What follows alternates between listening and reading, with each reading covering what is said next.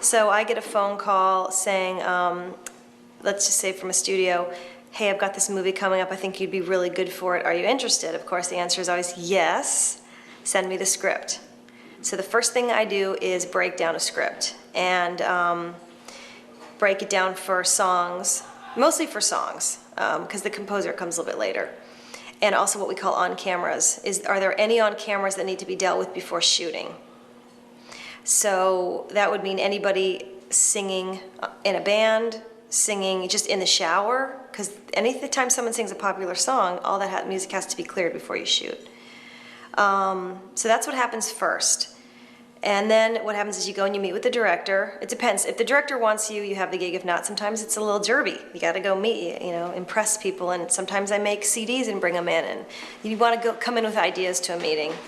And then if you get the gig, it starts with shooting. And sometimes there's nothing to do for shooting. You just wait until the movie's in post. So depending on that scenario, a lot of times you're on set.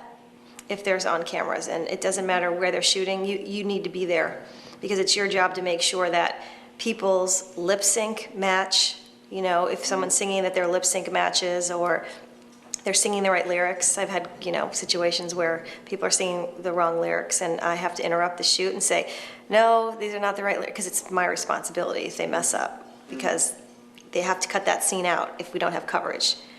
So anyway, there's on cameras to deal with, and then once the movie's done, the director gets 10 weeks by DGA rules to do his or her director's cut. And during that time, I am sitting with, usually the director has about 2 or 3 weeks where I'm not involved, and they're working with their editor to get the editor's cut. And then after that, I'm working with the director temping the movie, and we call it temping because not all that music stays, to show to the studio. And there's probably a lot of expensive music that gets put in at that time that we're not going to afford, but we want to put the best foot forward. We want the director to have the best chance to show the studio. And then once they show the studio and we have a preview, that's when the studio gets involved, and the studio has notes, mostly a story notes, a couple song notes. And then we kind of work, depending if there's a soundtrack or not. Sometimes a soundtrack will be involved at that point, and I will be trying to get as much music as I can from the soundtrack label.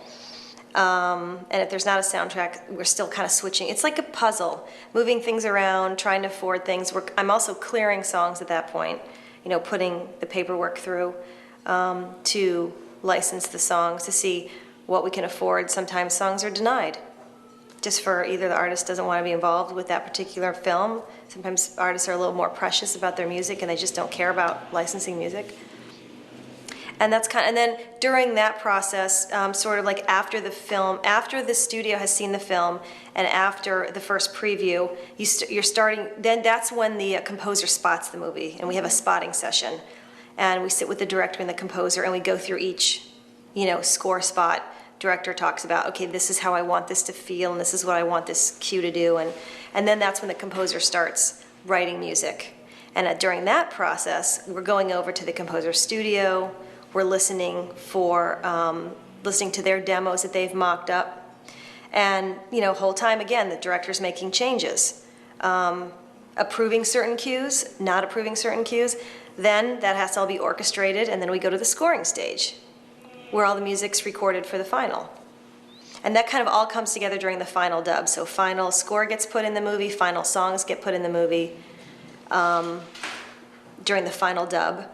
And everything's kind of been agreed on at that point, and hopefully the budget's been agreed on at that point. And then you have a final playback with everybody involved. You do fixes and you're done, hopefully before the release date.